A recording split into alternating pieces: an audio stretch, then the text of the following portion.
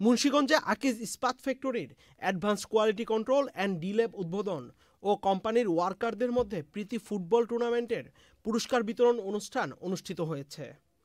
এতে প্রধান অতিথি হিসেবে উপস্থিত ছিলেন কোম্পানির চেয়ারম্যান ফারিয়া হোসেন।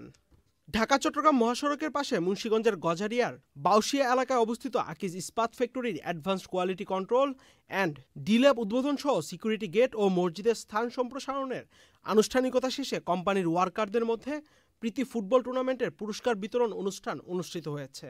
বুধবার বিকেলে গজারিয়ার ভবেরচর বাউশিয়া আকিজ ইস্পাত ফ্যাক্টরিতে অ্যাডভান্স কোয়ালিটি কন্ট্রোল অ্যান্ড ডিল্যাব এর উদ্বোধন করেন আকিজ রিসোর্সের চেয়ারম্যান ফারিয়া হোসেন।